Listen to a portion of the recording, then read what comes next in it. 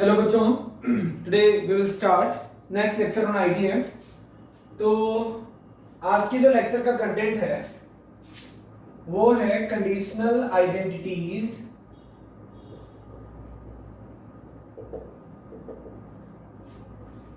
Involving ITF.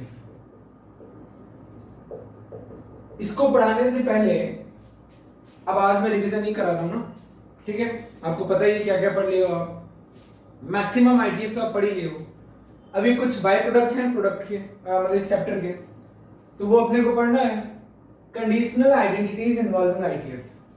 सबसे पहले हमारा काम होता है कि जो टॉपिक हमने लिखा है उसको हम लोग फील करेंगे कि ये क्या है, इसके अंदर क्या पढ़ेंगे। यानी पिक्चर का नाम जो है वो हम लोग उसके हिसाब से पिक्चर का अनुमान लगाएंगे। So according to the topic conditional identities. Identities मतलब रूल्स।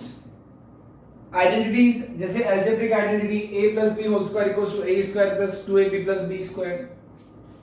जैसे trigonometric identity sin square x plus cos square x is equal to 1 irrespective of value of x। तो कंडीशनल आइडेंटिटीज आपने ट्रिग्नोमेट्री में भी पढ़ी थी। आइडेंटिटीज आपको समझ में आ गया कि एक यूनिवर्सल रिजल्ट, लेकिन अब की बार यूनिवर्सल रिजल्ट एक कंडीशन के साथ, कंडीशनल आइडेंटिटी। तो कंडीशनल आइडेंटिटी किसे कहते हैं? जैसे मैं बोल दूं कि if a plus b plus c is equal to pi, then ये आपको पता होगा, आप इसको क्लास 11th में पढ़े हो। जिन लोगों ने कॉम्पिटिटिव एग्जाम की प्रिपरेशन की थी उन लोगों ने ऐसी कई कंडीशनल आइडेंटिटीज पढ़ी है। तो first I want to make you feel that what is the meaning of conditional identities. तो कंडीशनल आइडेंटिटी मतलब एक कंडीशन है तो ये वैलिड है। इसका मतलब किसी भी ट्रायंगल के तीनों एंगल्स के लिए ये रूल हमेशा वैलिड है, पर कोई भी एंगल के लिए ऐसा वैलिड नहीं है। आइडेंटिटी क्या होती है? tan a plus b is equal to tan a plus tan b upon 1 minus tan a tan b। ये आइडेंटिटी है, ये हर दो एंगल्स के लिए वैलिड है। बस एक केस जिसमें कि tan a tan b 1 ना हो, वो एक अलग चीज है, but this is valid rule for any two angles a and b। Star लगा दिया यहां पर मैंने, ठीक है। एनी टू एंगल्स बोल रहा हूं, तो remember that two angles must not be such that कि उनका टेंजेंट्स का प्रोडक्ट 1 हो जाए, वो अलग चीज है। तो ये तो हो गई एक आइडेंटिटी, और ये हो गई कंडीशनल आइडेंटिटी कि अगर ट्रायंगल में बात करें, ठीक है। और आपको बताता हूं, sin a plus b एक यूनिवर्सल आइडेंटिटी है that it is expanded is sin a cos b plus cos a sin b। It is known as trigonometric identity. लेकिन conditional identity if a plus b plus c is equal to pi, then sin 2a plus sin 2b plus sin 2c। अगर आप class 11th में पढ़े हो तो ये 4 sin a sin b sin c। ये rule हर दो एंगल के लिए वैलिड है। ये रूल तभी वैलिड है जब a plus b plus c कितना हो? पाई, यानी आइडेंटिटी विद कंडीशन। तो ये आपको समझ में आ गया, conditional identity. Okay, involving ITF. अब इन्वॉल्विंग आईटीएफ यानी कि अब ट्रिग्नोमेट्री में आइडेंटिटीज होती हैं, कंडीशनल आइडेंटिटीज होती हैं। ट्रिग्नोमेट्री में आइडेंटिटीज भी होती हैं, कंडीशनल आइडेंटिटीज भी होती हैं। ऐसे इनवर्स ट्रिग्नोमेट्री में आइडेंटिटीज भी होती हैं, कंडीशनल आइडेंटिटीज भी होती हैं। Sine inverse x plus sine inverse y, ये क्या है? आइडेंटिटी, वही x और y की सर्टेन वैल्यूज के लिए। लेकिन एक एग्जांपल देता हूं कि if tan inverse x plus tan inverse y plus tan inverse z is equal to pi, then x plus y plus z is equal to xyz। यानी कि अगर ऐसा है तो ऐसा हमेशा होगा, लेकिन कोई भी तीन x, y और z के लिए ऐसा वैलिड नहीं है, हमेशा वैलिड नहीं है। लेकिन अगर x, y और z इस कंडीशन में बंधे हुए हैं, if they are restricted, if x, y and z are in restricted zone bounded by this condition, then definitely their sum will be equal to their product। तो this is conditional identity. So this is conditional identity. This is identity. उल्टा भी बोल सकते हो, if this is the condition this is the identity. So if this is the condition this is identity. I think that आपको समझ आया होगा what is the meaning of conditional identity. तो अब मैं मतलब लिख देता हूं. some standard results or identities, some standard results or identities under certain conditions in inverse trigonometry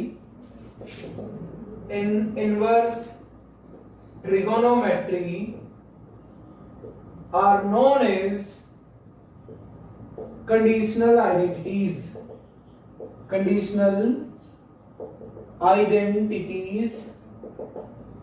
In inverse trigonometry. Conditional identities involving ITF. Definition की जरूरत नहीं है, लेकिन डेफिनेशन कई बार इसलिए लिखी जाती है कि हम लोग चीजों को अच्छे से विजुअलाइज कर सकें. अब थ्योरी के नाम पर इसमें कुछ नहीं है, लेकिन एक अच्छे स्टूडेंट को, मैंने क्या बोला, थ्योरी के नाम पर इसमें कुछ भी नहीं है, लेकिन एक अच्छे स्टूडेंट को कुछ चीजें याद होना चाहिए सो दैट ही और she can solve these types of problems smoothly. तो a good student must remember. अब आप गुड हो या नहीं है, हो या नहीं हो, ये आप डिसाइड करोगे. A good student must remember the following conditional identities of trigonometry. First condition है, if a plus b plus c is equal to pi, then first result sin 2a plus sin 2b plus sin 2c is equal to 4 sin a sin b sin c. इसको देख करके तीन type के reactions आएंगे. पहला reaction उन बच्चों का जो पढ़े हैं इसको 11th में, यानी उनको याद आ गया कि अरे हाँ ऐसा टॉपिक पढ़े हैं, और उनको ये भी याद था कि हाँ ऐसा होता है. ये पहली कैटेगरी हो गई. तो पहली कैटेगरी वाले बच्चों को तो मैं कुछ नहीं बोलूंगा. अब कैटेगरी 2 के बच्चे जिन्होंने पढ़ा तो है, मतलब जिन लोगों ने पढ़ा है और याद भी है. पढ़ा तो है पर याद नहीं है. तो ऐसे बच्चों की भी हेडेक मुझे नहीं है, क्योंकि उन्होंने पढ़ा तो है तो दे विल ट्रस्ट मी कि हाँ ऐसा होता है, तो रटने में उनको आसानी होगी और समझने में दिक्कत नहीं आएगी. कैटेगरी 3, कभी जिंदगी में नहीं देखा, कभी देखा ना ही सुना, ना कभी देखा ना ही कभी सुना. तो ये दोनों प्रकार के बच्चों को I would like to say that class 11th में एक, मतलब आप YouTube पर 11th प्राइवेट की जो लिस्ट है उसे, या फिर लर्न एट होम में, लर्न एट होम आज चालू हो जाएगा. सर आप 2 दिन से बोल रहे आज चालू हो जाएगा. ऑलरेडी वेबसाइट लॉन्च हो गई थी बच्चों, लेकिन कुछ सिक्योरिटी स्टैंडर्ड्स परचेज करने थे, वो उसमें थोड़ा टाइम लग रहा है, क्योंकि जिससे परचेज करने थे वो फोन उठाया, फिर उसे ट्यूनिंग बैठाना, फिर सर्वर पर चीजों को इंटीग्रेट करना. तो वेबसाइट रेडी है, बस थोड़ा सा उसमें फायरवॉल वगैरह ये सारी चीजें हम लोग ले रहे हैं. तो लर्न एट होम जब आप वीडियो आपको मिलेगा तब तक आपको लर्न एट होम पर चालू हो जाएगा. तो लर्न एट होम में क्लास 11th या YouTube की प्लेलिस्ट 11 प्राइवेट में ट्रिगोनोमेट्री लेक्चर 11 देखना है. अगर आप एक्सेस नहीं कर पाते हो तो उसमें एक, जैसे आप वीडियो चलाओगे लर्न एट होम पर, यहाँ नीचे में एक है, if you are unable to see the video, if you are unable to watch the video, report here. ठीक है, यहाँ रिपोर्ट कर देना, रिपोर्ट का बटन दबा देना, और अगर आप फिर भी नहीं देख पा रहे हो तो हमें फोन कर देना। ठीक है, क्योंकि एक्चुअली क्या है ना, 11th वाले बच्चों के लिए परमिसिबल है, आपके लिए भी है, आपको तो पूरा अधिकार है। 12th वाले बच्चे को 11th के पूरे वीडियोस का अधिकार है, लेकिन वीडियो चलाने के लिए उसको परमिशन लेनी पड़ेगी। ओके, तो अब मैं हर तरीके की इंफॉर्मेशन दे चुका हूं, तो अब मैं अपने मुद्दे की बात करता हूं और आगे बढ़ाता हूं। तो ऐसा होता है ना, ये आपको याद रखना चाहिए। Second, cos 2a plus cos 2b plus cos 2c, ये होता है -1 -4 cos a cos b cos c। बच्चों इसके ना कई सारे रूप हैं, कई सारे फॉर्म हैं। अगर यहां माइनस लग गया तो क्या होगा, अगर यहां माइनस लग गया तो क्या होगा, अगर ये माइनस हो गया तो क्या होगा। तो मैं आपको बता देता हूं, याद करा देता हूं कि अगर sin 2a plus sin 2b minus sin 2c हो जाए, तो जिस पर माइनस लगा उसका साइन रहेगा, यानी कि उसका बस साइन सी रहेगा, बाकी सबका कोस हो जाएगा। तो 4 cos a, इसका भी कोस, इसका भी कोस, cos b sin c। यही माइनस अगर यहां लगता तो ये क्या हो जाएगा, 4 cos a, जिस पर माइनस है उसका साइन रहेगा, sin b और cos c। ठीक है, ऐसे ही जब माइनस साइन है ना। फिर इसको आप याद रखना। थर्ड है tan a plus tan b plus tan c is equal to tan a tan b tan c। Identities तो बच्चों बहुत सारी बनती हैं। जब मैं आपको लेक्चर 11 देखोगे ना, ट्रिग्नोमेट्री का, क्लास 11 का, तब आपको दिखेंगी 20 से 22 आइडेंटिटीज, जिसमें से 4 तो सिर्फ इसी से बन जाएंगे, 4 इससे बनेगी। कैसे, प्लस या माइनस। फिर इससे 4 नहीं बनेगी, लेकिन और भी बनेगी, sin a plus sin b plus sin c। लेकिन अपने को आईटीएफ में बस केवल आइडिया पता होना चाहिए कि हाँ, ट्रिग्नोमेट्रिक की कंडीशनल आइडेंटिटीज हमें आती है।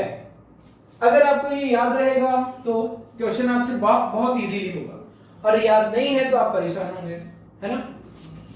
ओके, तो ये एक स्टूडेंट को याद होना चाहिए, यानी किसी ट्रायंगल में ये रिजल्ट्स होते हैं। अब हम लोग क्वेश्चन की तरफ बढ़ते हैं। हम लोग पढ़ रहे हैं कंडीशनल आइडेंटिटीज इन्वॉल्विंग आईटीएफ। तो question number 1, if tan inverse x plus tan inverse y plus tan inverse z is equal to pi, then option A, then prove that, option वाले बाद में कर लेंगे, then prove that x plus y plus z is equal to x y z। मैं दोनों तरीके बताऊंगा कि अगर किसी बच्चे को ट्रिग्नोमेट्रिक आइडेंटिटीज पता है तो वो कितना जल्दी कर सकता है, और अगर किसी को नहीं पता तो उसको थोड़ा सा टाइम लगेगा।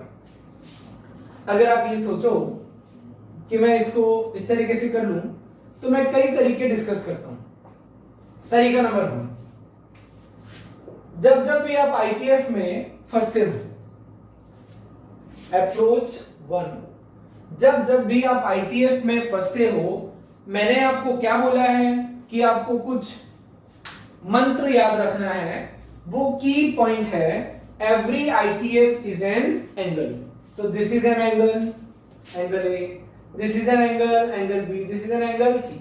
तो क्वेश्चन क्या है, if a plus B plus C is equal to pi, then prove that ITF के क्वेश्चन को, ट्रिग्नोमेट्री का क्वेश्चन बनाना एक अच्छे बच्चे को आना चाहिए। अब तक आपने जो भी होमवर्क किया है, जो भी क्वेश्चंस किए हैं, डाउट तो आप पूछ ही रहे हैं, 2-3 बच्चे पूछते हैं, बाकी तो पता नहीं क्या कर रहे हैं, बाकी मुझे नहीं पता क्या कर रहे हैं। बच्चों, एक छोटी सी चीज मैं जानता हूं, अपने इन में 31 साल का हो गया, 31 years, and I have learned one thing, कि यहाँ पर हर कोई व्यक्ति अपने भाग्य का स्वयं विधाता होता है।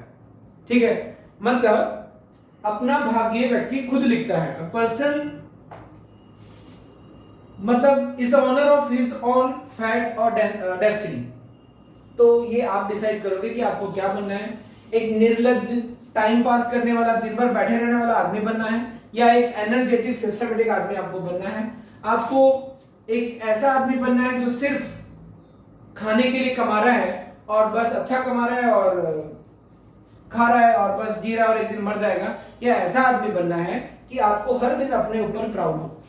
एक छोटी सी चीज है अपने आप को आइडेंटिफाई करने का, whatever you do if you are proud on yourself. अगर आपको अपने ऊपर प्राउड है, आपको ऐसा लगता है कि नहीं मैंने कुछ किया है आज मुझे अपने ऊपर गर्व है, तो मतलब यू आर लिविंग गुड।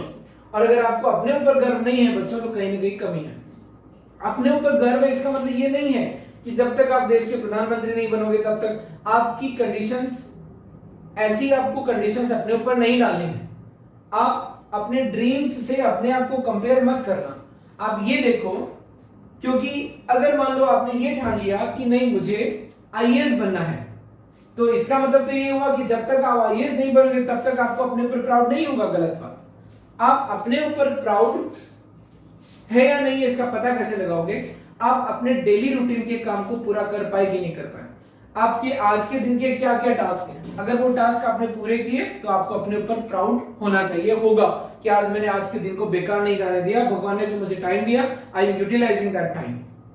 और अगर आपने वो टाइम यूटिलाइज नहीं किया, मतलब आपको अपने ऊपर प्राउड नहीं होगा, आपको अपने आप शर्म आएगी देख करके कि आज मैंने कुछ नहीं किया, सिर्फ मैं सोया हूं, सिर्फ मैंने टीवी देखी है, सिर्फ मैंने व्हाट्सएप चलाया है, सिर्फ मैंने फेसबुक चलाई है, सिर्फ मैंने यूट्यूब पर अनर्गल वीडियोस देखे हैं। तो दैट इज द थिंग। तो it is your life, you must decide how should you run it. तो भाषणबाजी समाप्त करते हैं और अब क्वेश्चन पर आते हैं।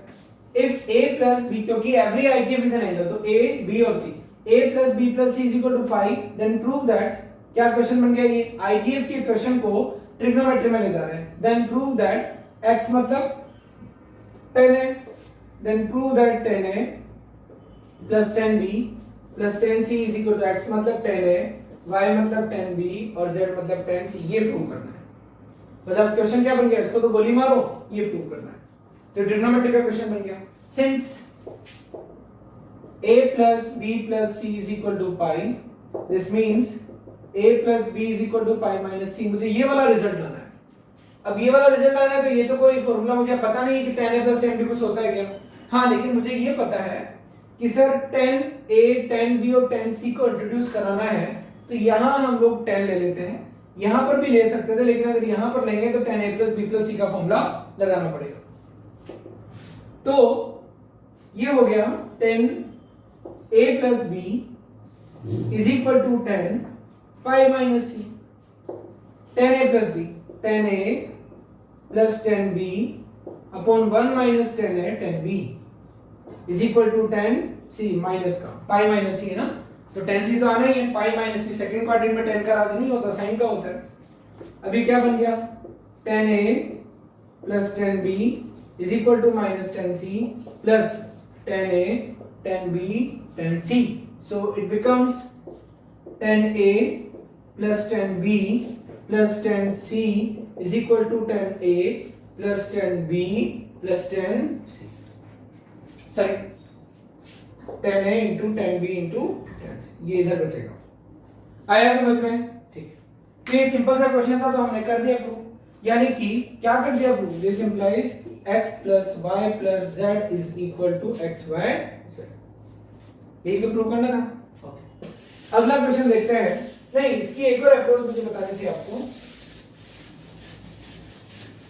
अगली अप्रोच से इस क्वेश्चन को करते हैं।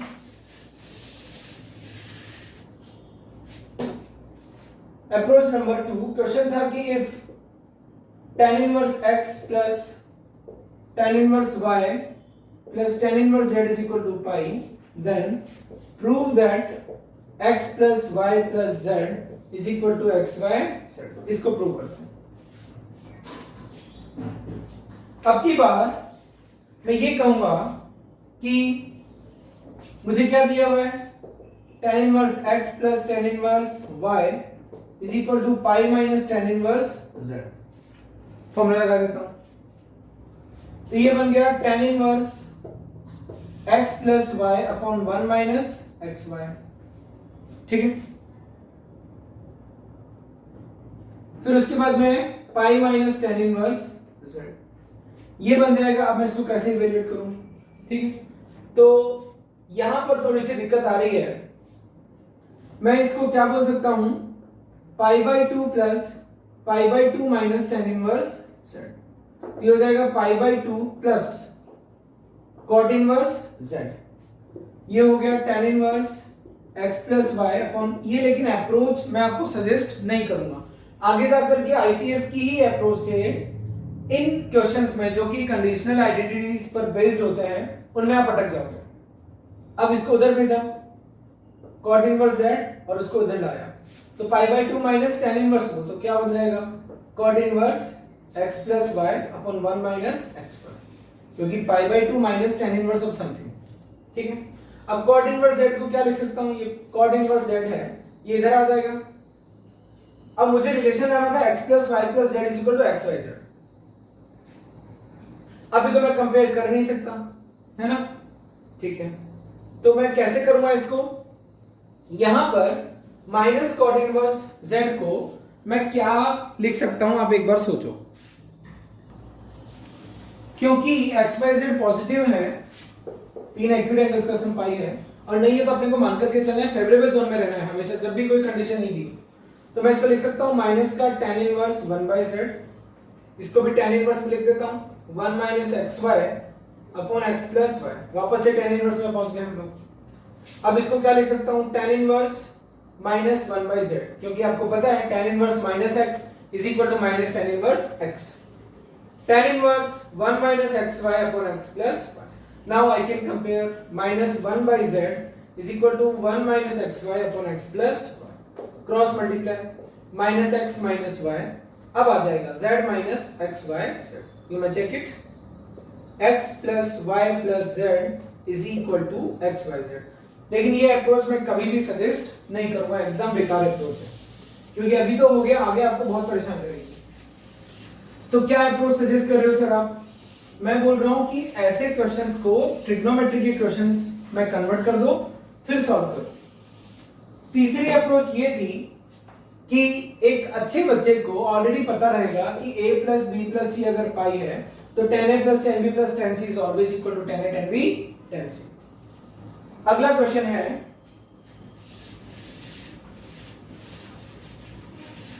If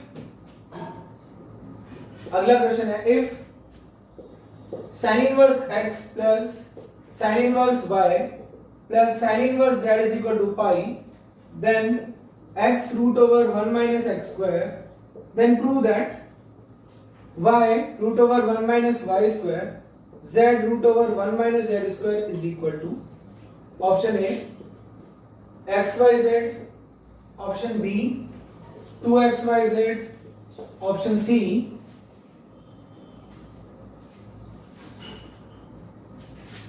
1 and option D xy plus yz plus zx। अब इस क्वेश्चन को आप एक बार सोचो, वीडियो पॉज करो और खुद से सॉल्व करने की कोशिश करो। क्वेश्चन दिया हुआ है, एक कंडीशन आपको दी हुई है, और फिर आपसे एक आइडेंटिटी के बारे में पूछा कि ये हमेशा किसके इक्वल होगा। ऑब्जेक्टिव अप्रोच कि सिर्फ तीन ऐसे एक्स वाई जेड सोच लो जिनके लिए साइन इनवर्स का सम पाई हो। ठीक है, यानी कि तीन एंगल ऐसे सोच लो जिनका सम पाई हो, उन एंगल्स को यहां फिट कर दो। बस एंगल पाई बाय 2 से बड़ा मत रखना, क्योंकि साइन इनवर्स x अपने आप में एक रेस्ट्रिक्शन लेकर के बैठा है कि ये एंगल पाई बाय 2 से बड़ा नहीं होगा। तो तीन ऐसे एक्यूट एंगल सोच लो जिनका सम क्या हो, पाई। ऑब्जेक्टिव अप्रोच बता रहा हूं, तो यानी कि मैं एंगल्स ले लेता हूं, sine inverse x plus sine inverse y plus sine inverse z पाई है, तो मैं एंगल ले लेता हूं pi by 6, pi by 3, pi by 2। ठीक, ऐसा करने पर x कितना हो गया, हाफ।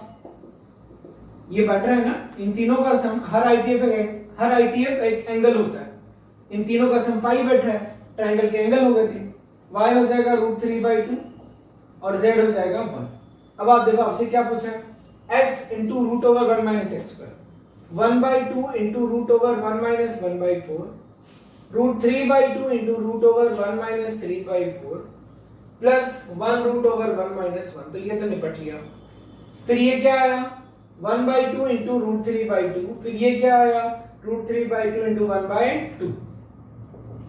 √3/4 plus √3/4 it is √3/2। अब ऑप्शन ए देखते हैं। x की जगह हाफ रखा, y की जगह √3/2 रखा और z की जगह 1 रखा, तो क्या आया √3/4? नहीं सर, ये आना चाहिए। Option B 2 into x into y into z कितना आया √3/2, मजा आया। ऑप्शन बी पर टिक कर देंगे। C1 नहीं हो सकता, और ये भी चेक कर लो, xy √3/4 yz √3/2 plus xz, sir ये तो महाफर्जी रिजल्ट आ रहा है, तो क्या हुआ ऑप्शन बी हुआ। ऑब्जेक्टिव अप्रोच, एक बच्चा जो जेईई मेन में सेलेक्ट होगा वो एक ऐसा बच्चा होता है जो हमेशा अच्छे मूड में रहता है, कभी नेगेटिव डिप्रेशन में नहीं जाता है और हमेशा खुश रहता है। हमेशा खुश पता है कौन रहता है? जिसको सिर्फ और सिर्फ अपने से मतलब होता है, बाकी surrounding can not decide whether he must be happy और सैड। यानी कि वो एक ऐसा बच्चा होता है जिसकी सराउंडिंग उसे अफेक्ट नहीं कर सकती, ठीक है। यानी कि मम्मी पापा ने कुछ बोल दिया तो आज नहीं पढ़ूंगा, वो ऐसे पढ़ रहा है तो मैं ऐसे कैसे पढ़ लूंगा, आज तो मेरा दिन है 3 दिन हो गए पढ़ते हुए। सराउंडिंग उसको अफेक्ट नहीं करेगी, उसका ना वो कचरे की तरह टिक टिक टिक टिक चलता रहता है। उसको पता है कि आज मुझे क्या करना है, उसको अगले दिन का भी पता है, और वो कभी ये नहीं सोचता कि आज मेरे टेस्ट में 100 में से 80 आए तो अरे मेरी तो थर्ड रैंक आ गई, दुखी हो गया। वो सोचेगा कोई बात नहीं ना, 80 आया ना, अब मैं मुझे जहां मेरे मार्क्स कटे मैं उनको इवैल्यूएट करता हूं, फिर आगे बढ़ता हूं। अच्छा अरे वाह इस बार मेरे 90 आ गए, तो ज्यादा खुश नहीं होगा, वो सोचेगा 90 आया ना तो 95 लाता हूं। कभी अचानक से 75 आ गया तो सोचेगा अरे कहां गड़बड़ हुई है देखते हैं। लेकिन ना तो वो दुखी होगा, ना ही वो ज्यादा खुश होगा। खुश मतलब ओवर एक्साइटेड नहीं होगा, एक्साइटमेंट तो जरूरी है लाइफ में। तो वापस से ज्ञान खत्म करते हैं, समझ में आया? तो कहने का मतलब बच्चों ये जो जुगाड़ है, ये जुगाड़ भी आपको आना चाहिए फॉर कॉम्पिटिटिव एग्जामिनेशंस। तो आपको मैंने ऑब्जेक्टिव अप्रोच भी बताई जो कि ऑब्जेक्टिव क्वेश्चंस में काम आती है। जब भी आइडेंटिटीज बेस्ड रिजल्ट्स आते हैं, ये देखो आइडेंटिटी बेस्ड रिजल्ट ही तो है कि अगर ऐसा है तो ये किसके बराबर होगा, तो यानी ऐसा जब भी होगा ये किसी सर्टेन एक्सप्रेशन के बराबर होगा, तो यानी आप केसेस लेकर के XYZ सर्टेन लेकर के इस कंडीशन को सेटिस्फाई करा करके यहां रख दो, you will get the result. अब इसका प्रॉपर मेथड बताता हूं।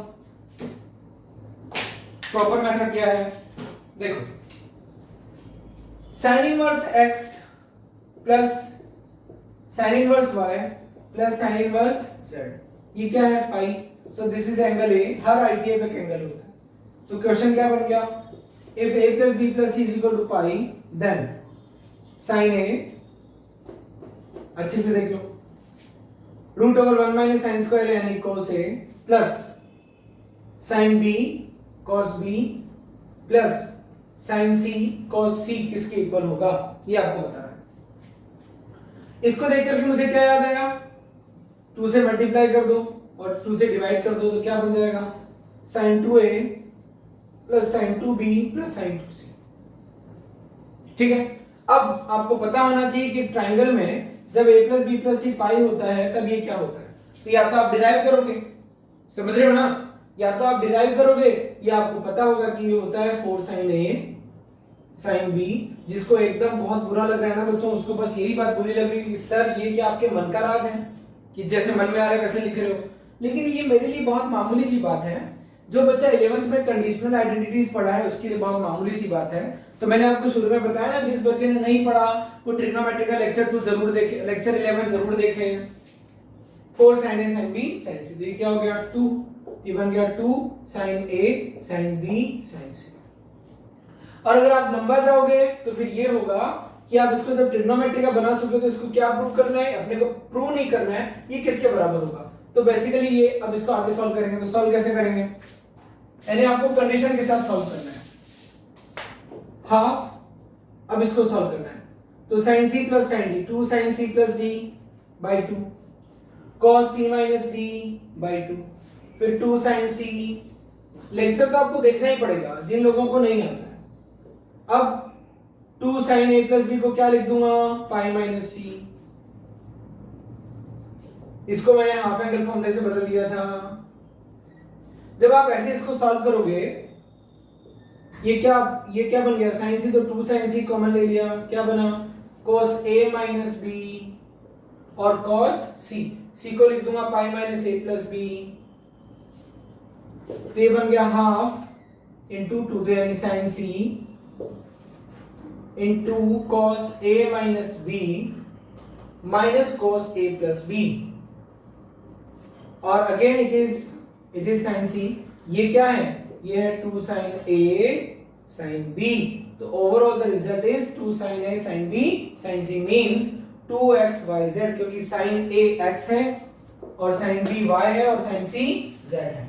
ऐसे करना पड़ेगा, तो जिसको ऐसे करना पड़ रहा है उसको अच्छा नहीं लग रहा होगा। यही तो होता है बच्चों, एक क्वेश्चन में मतलब पूरे 12-13 लाख बच्चों में, जेईई में देने वाले 12-13 लाख बच्चों में वो भी बच्चे होते हैं जिनके 300 में से 300 मार्क्स आते हैं, वो भी बच्चे होते हैं जिनके 280 मार्क्स आते हैं, वो भी बच्चे होते हैं जिनके 250, जिनके 200, जिनके 150, जिनके 40, जिनके -15 भी आते हैं।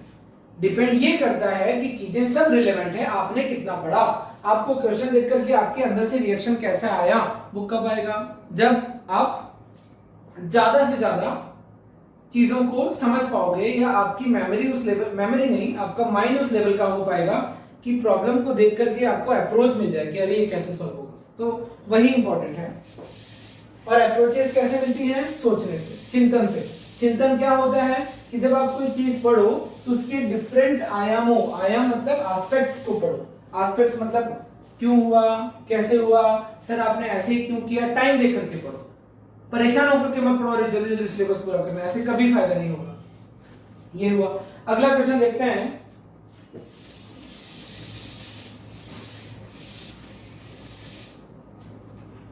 if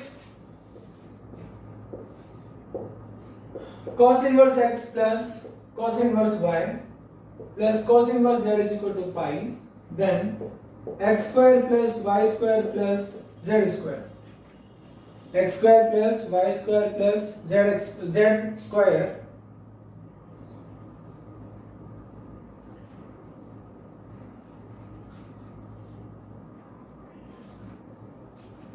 plus 2xyz is equal to option A 0, B 1, C -1, D, ठीक है। Identity based result, objective approach. तो बच्चों 3 ऐसे xyz सेट करने हैं ताकि cos में बने हुए एंगल्स का सम पाई हो जाए, ठीक है। तो x को ले लेता हूं मैं, मतलब इसको 60 डिग्री ले लेता हूं, इसको ले लेता हूं 30 डिग्री, इसको ले लेता हूं 90 डिग्री, सबसे बेस्ट लगता है मेरे को ये, ठीक है। ओके, तो x कितना हो गया, हाफ, y कितना हो गया √3/2, और z कितना हो गया 0, ठीक है। अब आपसे क्या पूछा है, x स्क्वायर LHS, यानी आपने xyz सेट कर दिया जिसके लिए ऐसा हो रहा है, then x square plus y square plus z square 1/4 3/4 0, that is 1, नहीं प्लस 2xyz प्लस 2xyz, तो 1 हाफ का स्क्वायर, y का स्क्वायर, z का स्क्वायर 2xyz, z 0 है ना, तो कितना आ गया 1, देखो क्या आ गया, आया समझ में, कितना आसान था। तो ये ऑब्जेक्टिव अप्रोच हो गई। तो ऑब्जेक्टिव अप्रोच कई बार काम करती है, और कहां पर काम करती है ऑब्जेक्टिव अप्रोच, जहां पर आइडेंटिटी जैसे कोई रिजल्ट हो कि अगर ऐसा ऐसा ऐसा है तो ये हमेशा किसके बराबर होगा, ये आइडेंटिटी बेस्ड रिजल्ट्स होते हैं।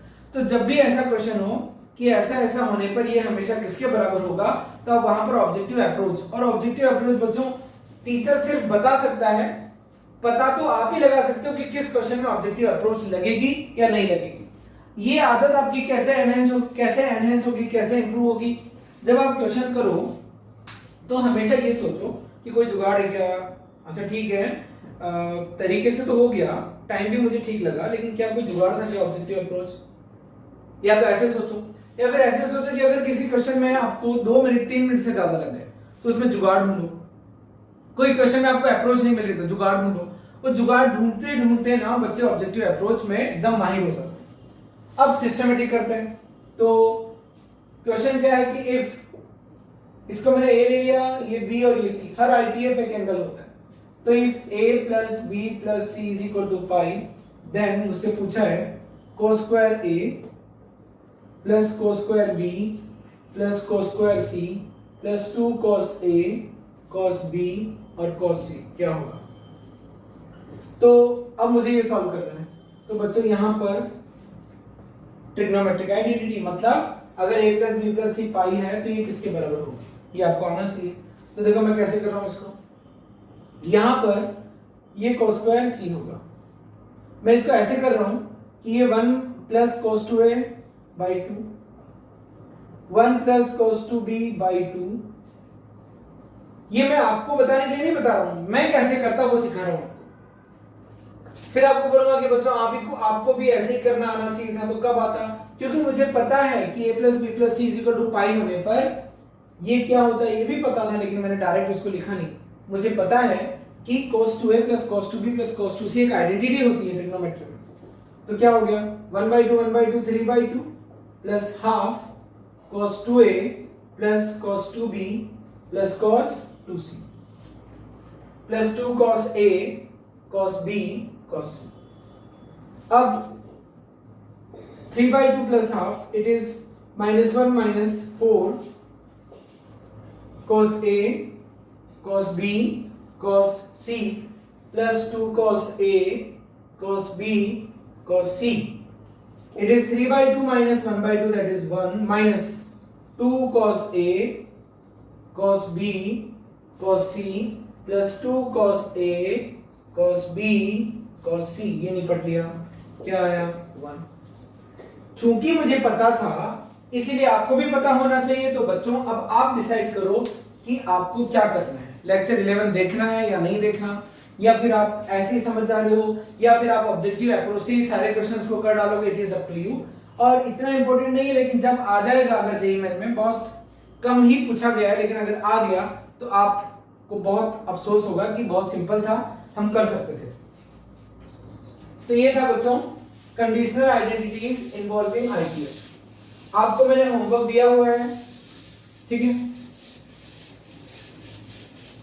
आज आपको मैं वही होमवर्क रिवाइज करा देता हूं। मतलब आपको क्या करना है, आपका होमवर्क है क्वेश्चन बैंक यानी बुक, मैथ्स की बुक 2 कंप्लीट, मतलब बुक 2 चैप्टर आईटीएफ कंप्लीट करना है। क्या क्या कंप्लीट करना है, एक्सरसाइज 1 एक्सरसाइज 2 दोनों कंप्लीट करना है। अब आपको एक्सरसाइज 2 में प्रीवियस ईयर के जेईई मेन के 2003 से 2013 तक के क्वेश्चंस हैं 2 से। अब आपको आगे क्या करना है, नेक्स्ट होमवर्क है आपका कि प्रीवियस ईयर्स जेईई मेन के 2014 से 2020 के सारे क्वेश्चन करने हैं। मटेरियल अपडेट हो चुका है, अगर आपके पास नहीं है तो आप 9630589630588100 पर कॉल करके पीडीएफ मांग सकते हो, या हेमंत सर से बात करके 7470460889 हेमंत सर से फोन करके पता कर सकते हो कि सर क्या करें। क्योंकि बच्चों प्रिंटिंग के लिए तो भेज है, लेकिन आपको पता है कि लॉकडाउन इसने सबका जीना हराम किया हुआ है, परेशान किया हुआ है। तो अब आपको ना हेमंत सर से बात कर लेना कि क्या जुगाड़ हो सकता है, ठीक है। अगर आप कोचिंग में आते हो तो आपको प्रिंटेबल फॉर्मेट में मिल जाएगा, लेकिन कोचिंग में आना मतलब आपको पता है ना लॉकडाउन है। तो एक बार बात करके आप जुगाड़ कर ले, मतलब आपको बात तो करनी पड़ेगी। तो ये 14 से 20 का मटेरियल बन चुका है पूरा जनवरी 20 तक का। यानी कि आपको पता है बच्चों, एक छोटी सी चीज मैं आपको बताता हूं, अभी तो आपके लिए यूजफुल नहीं है, लेकिन ना 2014 से लेकर के 2020 तक लगभग फिजिक्स केमिस्ट्री मैथ में मिलाकर के 2500 के ऊपर क्वेश्चन है। 2500 नहीं 3000 के आसपास क्वेश्चन है। अब एक बार अंदाजा लगाओ, और मैं आपको डैम श्योर यानी कि अगर किसी बच्चे को ये 3000 क्वेश्चंस का सॉल्यूशन आता है तो मैं गारंटी दे रहा हूं, लिख करके देने को तैयार हूं कि he can score 200 at least out of 300। इसका मतलब है कि टॉप 10 एनआईटी उसकी पक्की है। हमारे अपने यहाँ के जो बच्चे हैं ना, जो अच्छा स्कोर किए थे, वो ये उनसे यही काम करवा रहा हूं मैं, प्रीवियस ईयर जेईई और एडवांस के क्वेश्चन। लेकिन आपको अभी ये बात नहीं माननी, रीजन ये है क्योंकि अब अभी आप सीख रहे हो, आपको क्वेश्चन बैंक की एक्सरसाइज 1 भी करना चाहिए, एनसीईआरटी भी करना चाहिए, फिर प्रीवियस ईयर जेईई मेन का आप लाइन से खत्म करते जाओ, ताकि जब आपका 12th का सिलेबस पूरा हो तब आपके पास कुछ और हो करने को। प्रीवियस ईयर जेईई में तो क्योंकि आपका कंप्लीट हो चुका होगा, या फिर 11th का भी आप कर सकते हो, तो ये सब बातें अपन बाद में करेंगे। अभी आप ये नहीं कि सीधा चैप्टर पढ़ा और सीधा लग गए जेईई पर, नहीं, सिस्टमैटिक तरीके से एनसीईआरटी करना है। फिर अच्छा एक और होमवर्क आपका है, पहले आप टेस्ट के लिए ये कर लो, ठीक है, फिर एनसीईआरटी आप वैसे तो निपटा देना चाहिए था, बहुत सिंपल है, एनसीईआरटी भी आपको देखना है, ये भी आपका होमवर्क है, ठीक है। अब एक और लेक्चर इसका बचा है, उस लेक्चर को भी हम लोग पढ़ेंगे। अगला लेक्चर है जो कि बहुत 15 या 20 मिनट का होगा और वो खत्म हो जाएगा। तो आज के लिए इतना, मतलब इस लेक्चर के लिए इतना ही काफी है बच्चों। Bye bye everyone.